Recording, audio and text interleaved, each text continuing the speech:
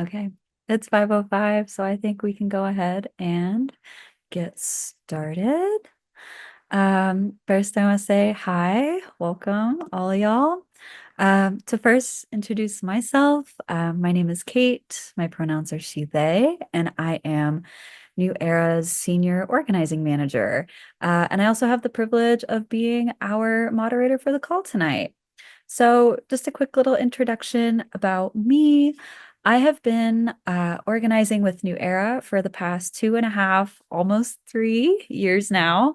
I was able to lead our Boulder organizing program for about a year and a half. And after graduating CU, and now I have the privilege to support our regional lead organizers do their incredible local organizing work across the state within my current role as I said, senior organizing manager.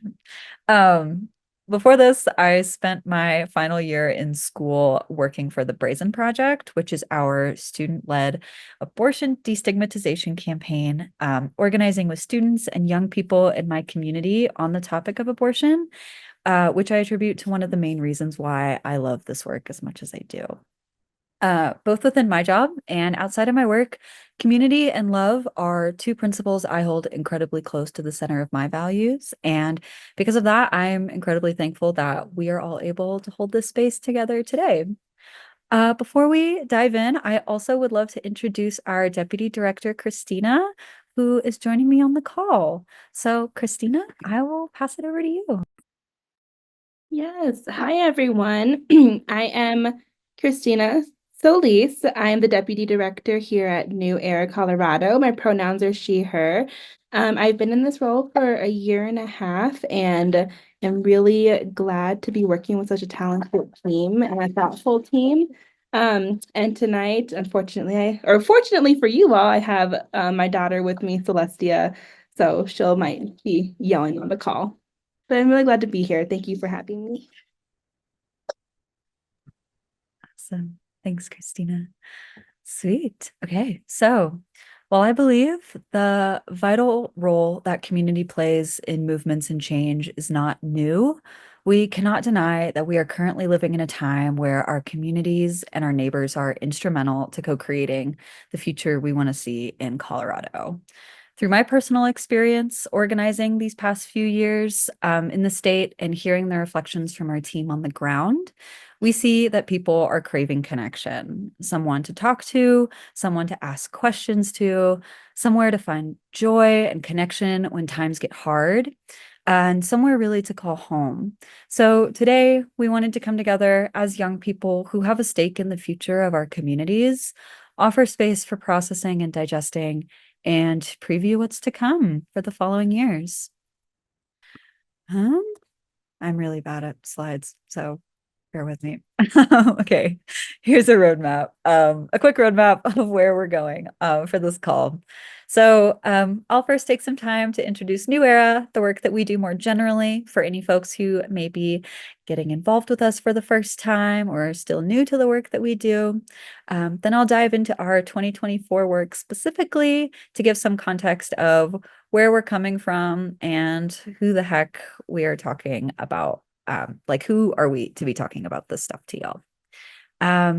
And lastly, just some quick Zoom logistics. So please use the chat for any questions you may have. And one of our chat moderators, Carl and Aaron, I totally almost blended your names together. They are our chat moderators who can help you with any questions or flags you may have in the chat. Their little, what is it, title also says they're the chat moderator. So just look for them if you have any questions or need any support. And then we will hold space for questions at the end. So sweet. And then if we can't get to any questions, we will keep a running log and make sure we can get back to folks with any questions that they have for us. So sweet. Okay. I'm now going to see how many times I can taunt y'all by saying before we begin. But once again, before we begin, I'm going to ask folks to introduce themselves in the chat. Please share your name, your pronouns if you're comfortable, and to gauge how we're showing up today, how we're feeling. If you had to pick a weather forecast to describe yourself, what would you pick today? So again, my name is Kate. My pronouns are she, they. And today I'm feeling partially cloudy, I would say. So sweet. as folks share that in the chat. Um, I am also going to do a quick grounding exercise with folks because I'm not sure about y'all, but for me, when I am in time of high stress, the tension really stores in my body. So I wanted to run us through a quick grounding exercise to create intentional time where we are giving our bodies some love and warmth. So what we're going to do is we're going to rub our hands together to create some heat, get your hands really nice and warm. And when you're ready, you're going to put them on the place of your body that might feel tense, might need some love, might need some warmth, etc. For example, when I'm really stressed, my jaw starts to clench and my jaw hurts really bad. So the first place I'm thinking of is my jaw. So we're going to rub our hands together, get them really warm, put them on a part of your body that needs some love, needs some warmth. And we're going to do this 3 separate times to give some love to 3 parts of your body that could really use some warmth and care right now. Of course, this grounding exercise is completely optional for folks, and you can either be on camera or off camera, whatever level you are comfortable with of engaging. So we will take just a few minutes to ground ourselves. So, and again, yeah, on camera, off camera. I'll like facilitate when we move to the next body part. I don't know.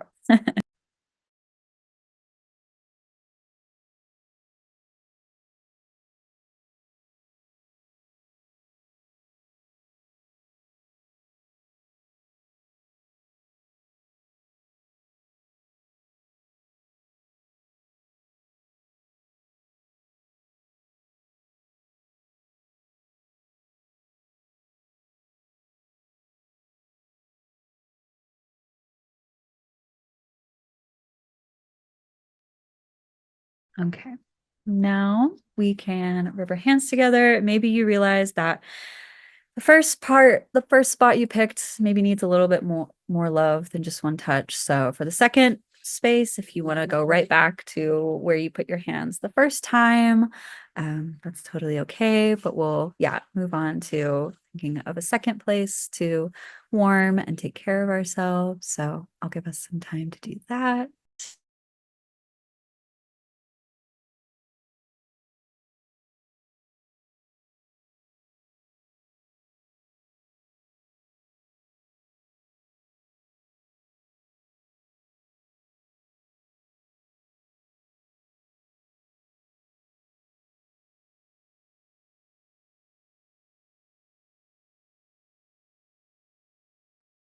Okay. And lastly, let's find one more place to just give some warmth to before we dive in.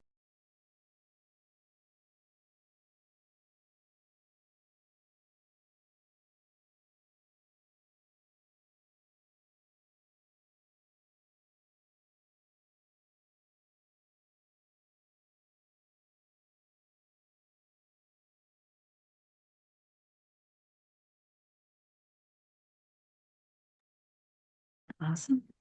Thanks for y'all. Thanks for doing that with me, for holding that space. And so now I promise I can actually get us started on what we came here for the call today. So, as I said, I will start off again. I'm really bad with the slides. A little bit about New Era, like who are we? What do we do? Who the hell are we to be talking to y'all about this? So we are a Colorado-based, nonpartisan nonprofit organization that fights for the issues young people care about and are impacted by. We work with our communities across Colorado to harness young people's political power to co-create a Colorado for everyone. We started in 2006. A group of CU Boulder students were a part of student government, and when they graduated, they saw young people didn't have a seat at the table in our political system, which is insane because in Colorado, young voters make up 1/3 of the voting bloc. They recognized that this was a huge problem because young people currently and historically play a critical role in moving our country forward. Yet we experience barriers to accessing our democracy and leveraging our collective power. Over the past 18 years, we have become one of the best youth organizing groups in the country. Um, After our first 15 years of running registration programs to register young folks to vote and turning them out to the polls, we began to notice that just turning young people out to vote wasn't enough to make the change that both us and the young people we were talking to were wanting to see. Explicit issue-based conversations were needed to move the work of advancing progressive policies forward. So in 2021, our organization ran a statewide listening tour that worked to identify young people in Colorado's experiences, what issues they cared about, and what came to mind when thinking about change making. From there, we outlined the top issues and approaches to engaging young people in Colorado and established our youth agenda policy platform and our multi-issue organizing model that we base our peer-to-peer engagement strategies on.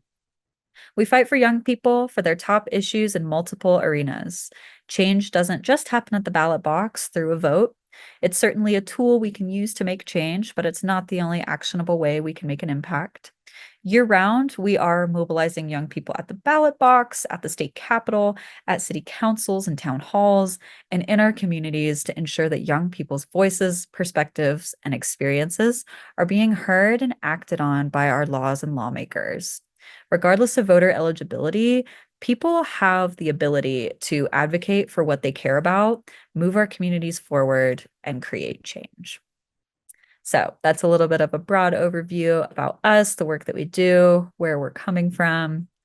Um, so now let's dive into 2024 specifically. 2024 was a really big year for us and our work. Just to share a few top lines. In Colorado, young voters turned out at 69%, which was 27 points higher than the national average for youth turnout. And New Era's base for young voters, which we define as 18 to 34-year-olds, outperformed the state youth turnout average by 17 points, turning out at 86%. Additionally, young voters identifying as Black, Indigenous, and people of color notably turned out at 54%, high above the national turnout levels in Colorado. So our high turnout numbers in our base, these are people that we have engaged with in our work in some capacity, whether we have canvassed them at their door, met them at a summer festival or a back to school fair, or they've signed up to be engaged in our work through what they found on social media. With our year-round organizing model, we are able to continually meet new people, connect people to resources, engage them in our work, and maintain a consistent presence as a trusted messenger of young people in the community. Right up until the last voter goes through the polls across the state, we are there informing young people of their rights, answering any questions they may have, and empowering them as voters to cast their vote and make their voice heard.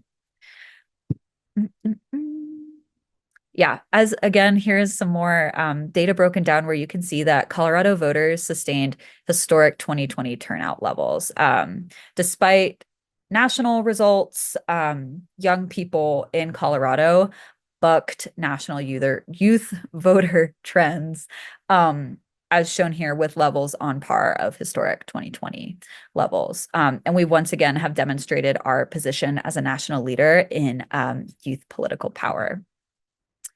So now to begin with the issues that we worked on in 2024 and some of the victories that we got to take home for our state. Abortion rights were on the ballot this year if you were a Colorado voter, abortion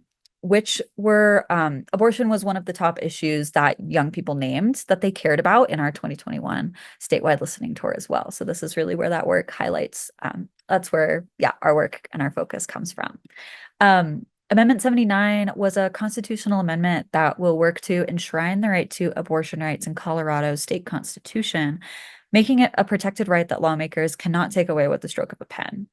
On top of that, this ballot measure is the only one in the country that not only protects the legal right to care, but expands access and affordability to nearly 1 million Coloradans by overturning a decades-old funding ban on state-provided insurance. So in the past, people on state-provided insurance, which includes employees of the state, such as firefighters and teachers, were not able to access abortion care via their insurance because of this archaic funding ban. So now, thanks to abortion being a protected right in the state's constitution, that is no longer the case. This is a huge victory for Colorado. I can speak for myself that when I heard the news that when the race was called, I was jumping around, cheering in a very public place, probably making a fool of myself. Um, but I was over the moon. And with the way that the rest of the election turned out, it makes this win even more critical and it makes this victory that much more significant. And I want to be really clear that at New Era, we were essential in mobilizing young voters who proved that we will show up time and time again to protect abortion rights. For any folks that love data. So according to exit poll data, young voters overwhelmingly supported Amendment 79, with 69% of voters aged 18 to 44 voting in favor. And despite national gender gaps among young voters, young women turned out at 77% and young men turned out at 62%, both strongly in favor of the ballot measure. Um, we also got to pass Amendment J, which was another constitutional amendment this year on the Colorado ballot. Amendment J removed the outdated constitutional ban on same-sex marriage in our state constitution, and it works to ensure people of all sexual orientations can get married in our state, no matter what happens at the federal level. So another huge win. Um, Additionally, this year also marked our first time endorsing candidates in 12 years. We started this program because while young voters are powerful, turning out young people to vote for the issues they care about are incredibly powerful. And we can make change at the ballot box. We also need to be selective about electing champions to office that will fight for young people and fight against corporate lobbyists. So making change from the inside and the out, kind of like a both and situation. Sorry if you just heard that car honking. um, so first, to highlight some of the races that we were engaged in this year, House District 52 and Yara Zokai. This was up near Fort Collins.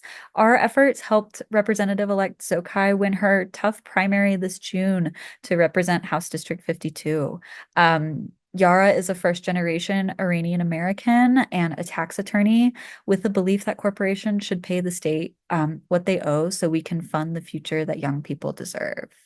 House District 59, that's out on the Western Slope. It captures Durango and surrounding areas. Katie Stewart, who won her race, she is a fourth generation Durangoan and she serves on the Durango School Board. And she is a leader who knows how to navigate the Western Slope's diverse political spectrum while maintaining her values. We also really engaged in House District 16, Representative Stephanie Vihill's district in Colorado Springs. Representative Vihill has historically voted with New Era 100% of the time, both in the 2023 and 2024 legislative sessions, which we have a legislative session every year in Colorado. And she has introduced and passed landmark legislation that protects the right of the working class, trans youth, and renters. While they did not win their race this November, the race was incredibly tight. Like, I'm not even joking, I'm talking like 21 votes tight. And I can't think of a stronger example of how each vote holds so much power, especially in state and local elections. The reality for ballot measures and candidates to win or lose by razor thin margins is more common than you think. It was more common than I thought before I started engaging in this work. And that's why, for example, New Era is out on election day walking voters to the polls right up until the polls close. I can't tell you how many people passed by. I was up in Fort Lewis and Durango on election day, and the amount of people who passed me at 6:30 that were like, damn, you're still out here? And I was like, I'm out here for another 30 minutes, dude.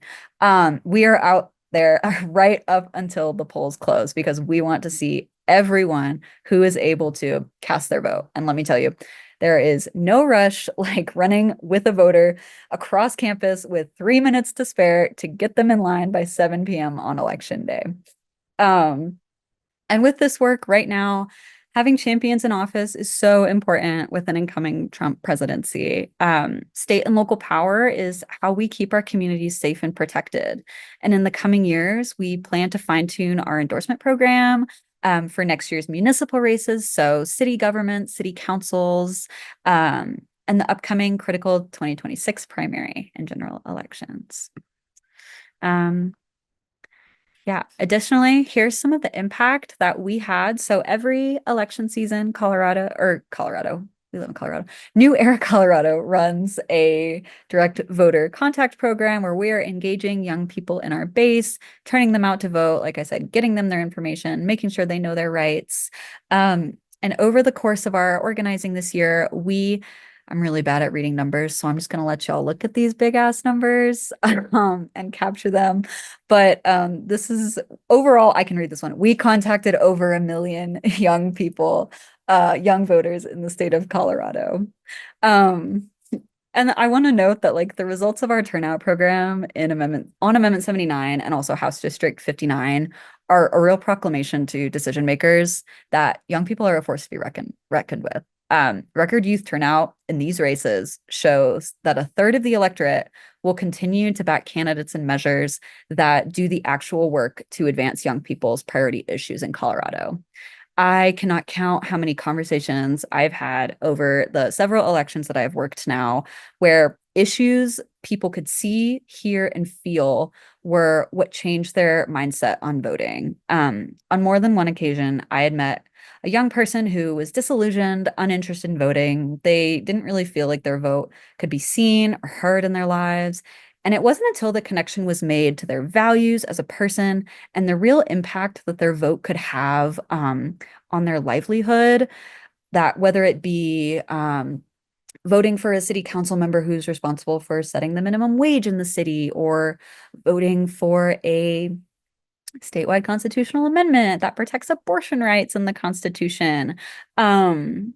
When folks could see and feel the impact in their livelihood, that got folks to really reconsider abstaining from that year's election. And I really can't stress enough through our experience engaging with communities that young people are issue motivated voters. When candidates or ballot measures drive real progress on the youth agenda policy issues, we turn out and can decide elections. Again, think of House District 16 that came down to 21 votes. That's crazy. That's insane. But that just goes to show that like we turn out for what we care about.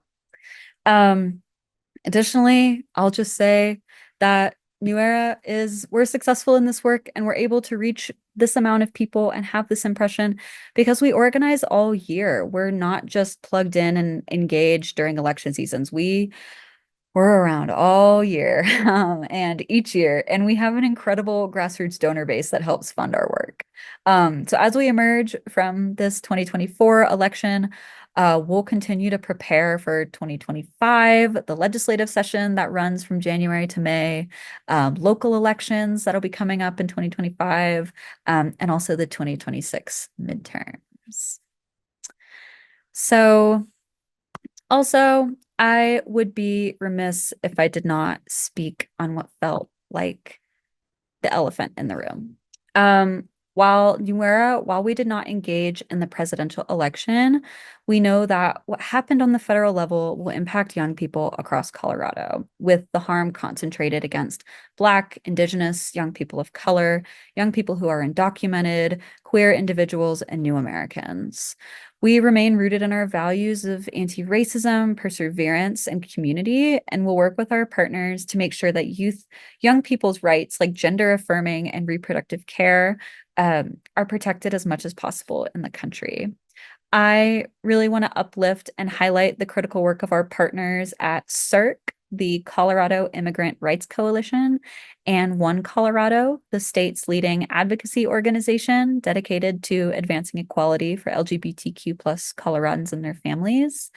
With strong attacks on our immigrant and LGBTQ plus communities from lawmakers and the incoming administration, the work our partners like CIRC and One are continuing to do on the ground will be essential. And I really encourage folks to check them out as well to learn about the incredible work that they do. So we know that our team, volunteers and base of young people, are processing hard and complex emotions right after the general election.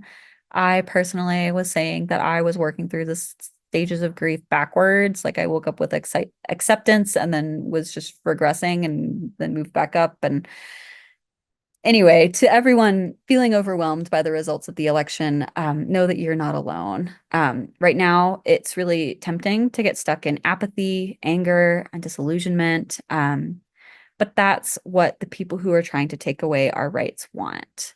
They want us tired. They want us distracted. They want us broken.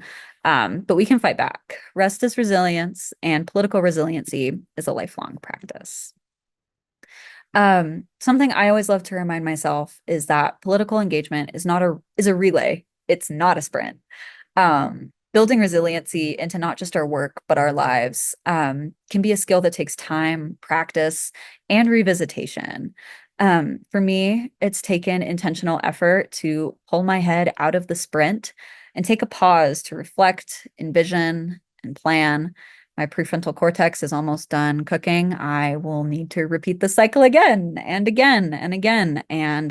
Um, but it's a really important muscle that can be really helpful to continue to do this work with minimal times of losing our head as not as often as possible. I don't know if I said that right.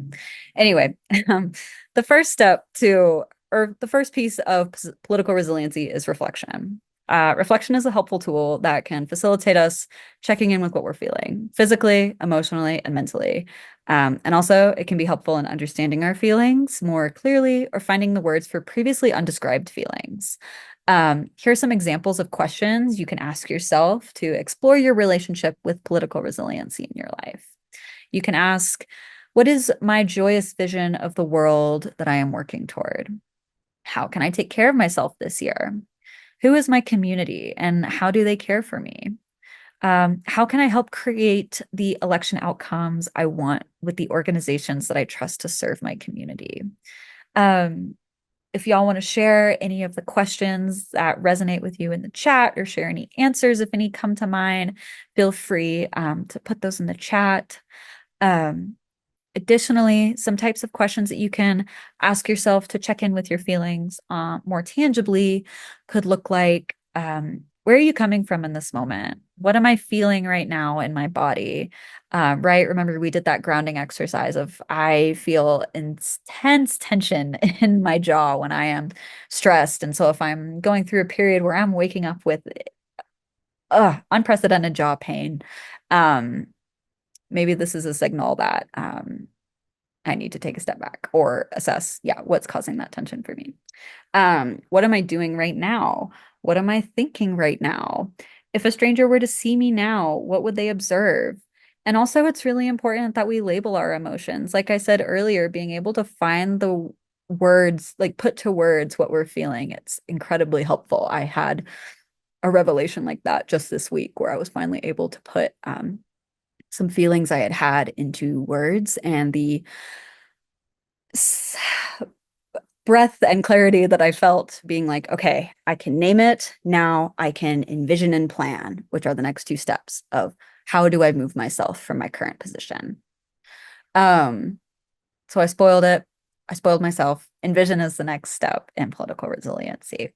In my opinion, young people's power to envision the future we want to live in is one of our greatest strengths. We as young people are revolutionary and we have the power to breathe life into the future we envision. I want to share a quote from Octavia's Brood, Science Fiction Stories for Social Justice Movements. It's a collection of short stories written by activists, organizers, and changemakers. And the quote from Wadila Imarisha reads, I believe that all organizing is science fiction, that we are shaping the future we long for and have not yet experienced. I always love to share that quote because when I'm talking about organizing and change, of course, the unknown is daunting. It's not always the easiest to see your path forward when you're working to shape a future that has not existed. Additionally, a lot of lawmakers try to discredit young people by like not being experts, even though one of the most valuable and perspective changing things New Era ever taught me here is that your lived experience is expertise enough and still is important to be considered when we are demanding change. Like your lived experience as a young person is enough. Um, and so, yeah, it's not always easiest to see the path forward when you're working to shape a future that hasn't existed and you constantly have people questioning you. Um, but thinking of the work we do as imagining what can be, to me at least, feels really exciting and refreshing. Instead of feeling hopeless that anything is possible, I can feel invigorated that, yeah, anything is possible.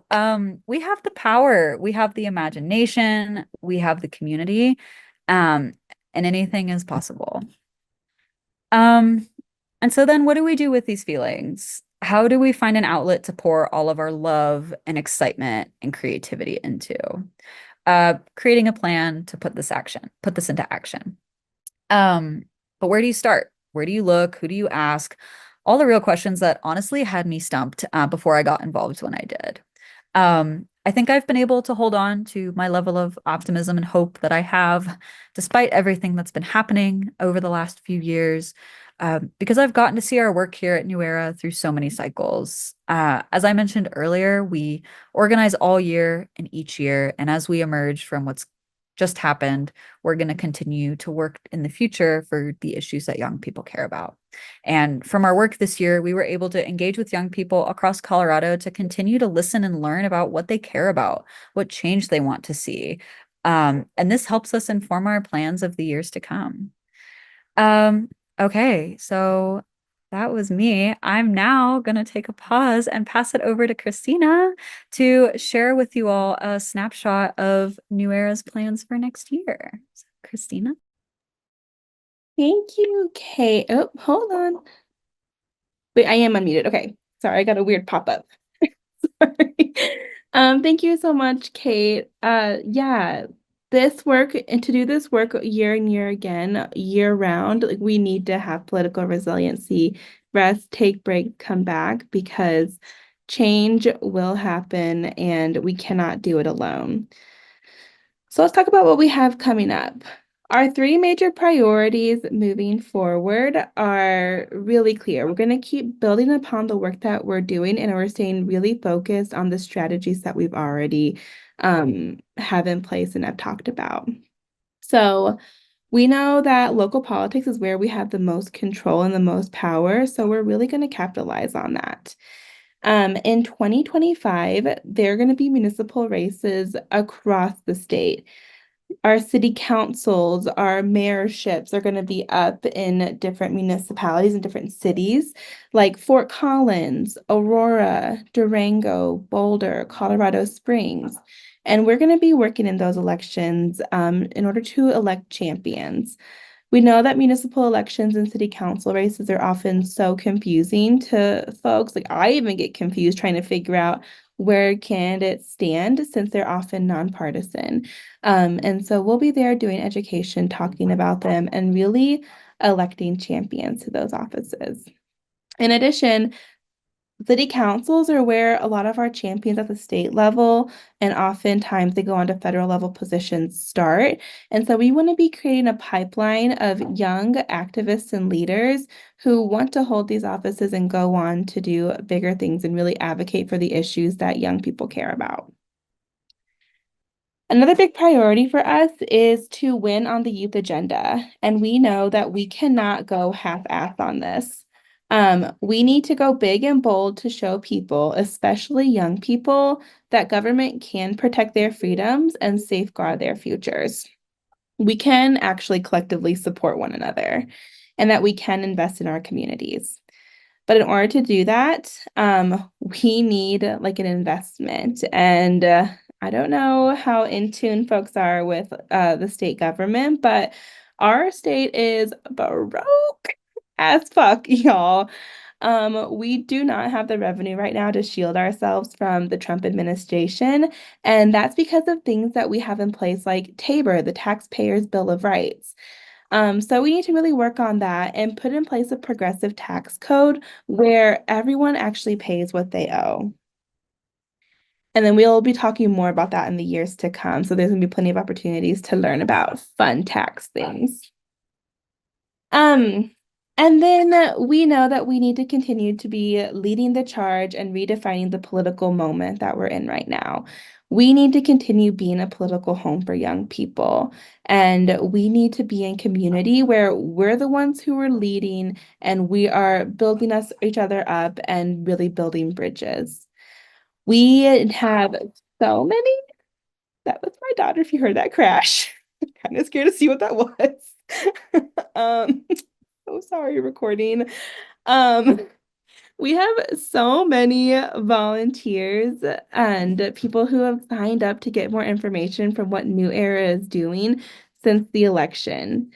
We need to hold space like this, be in community, and like make connections with folks. We need to reconnect. And that's what our team, our incredible RLOs, the team that Kate leads, is doing right now.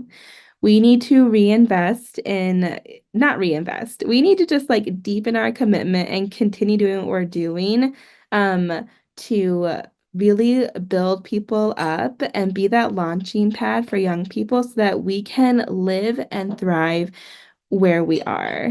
And it's going to be a beautiful movement. I'm excited about that. Awesome. Thanks so much for sharing that preview, Christina. I know I'm really looking forward to digging in for the next few years. Okay, there we go. Okay, so now you may be asking yourself, how can I take action? Is there a way for me to get involved or learn more about all the work that we've been talking to you about for the past 40 or so minutes? And my answer is absolutely. As I mentioned before, young people in Colorado are feeling how we're feeling, and are looking for a community to make meaning, feel safe, and find ways to get into action. That's what we're here for. New Era is here to be a political home for young people in Colorado for whenever and however long they need it.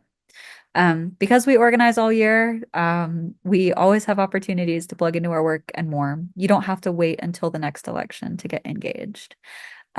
Through our volunteer and leadership development programs, we aim to engage young people and provide opportunities for them to gain the skills and the knowledge to continue furthering change making, not just when you're with New Era, but wherever you're involved, whenever you're involved. Um, our ladder of engagement, which is a system that we created and launched this year, was made to intentionally move people who engage with us up in leadership development opportunities. And the answer, non-answer I always give with volunteering and engaging with New Era is it can look however you are interested, able, and excited. You can work with our policy team to deliver testimony at the state and local levels. You can engage in our development and fundraising work by attending events, supporting calling potential new monthly donors, or even becoming a donor yourself. You can participate with our organizing team in our peer-to-peer issue advocacy work. The list can really go on. Um, if you want to learn more about our opportunities in our ladder of engagement and explore what type and level of engagement excites you, set up a one-on-one with one of our 5 regional lead organizers, the RLOs. We organize in 5 regional hubs across Colorado. We've got Denver and Aurora, Boulder, Fort Collins and Greeley up in the north, Colorado Springs and Pueblo down in the south, and Durango and Grand Junction out on the western slope. Let our lead organizers take you out to coffee and y'all can get to know each other a little bit better. Because we want to make sure that we're engaging you in ways that are meaningful and true to how you want to engage in this. That's really important. So after this call, our regional lead organizers will reach out with an invitation for a one-on-one. If you're interested, obviously, by no means this is an obligation, but we would absolutely love to have you join us. And again, the coffee's on us. There's no commitment. There doesn't have to be a commitment after the one-on-one. You can have the one-on-one and be like, this isn't for me. Totally fine. I always like to say, but you guys will be reached out to and invited to that. So just feel free to respond and engage or schedule a time to check in with them. With that, I will flag that our office will be out for half of the week with the holiday. So if you don't get an immediate response from us, it's probably just that we might be out of office. So wanted to throw that flag in there because I personally forgot about that for a second. Um, okay. So now I promise that is more than enough of me now. As we turn to the end of this call, and before I open up the chat for any questions, I first just want to thank y'all for coming out tonight.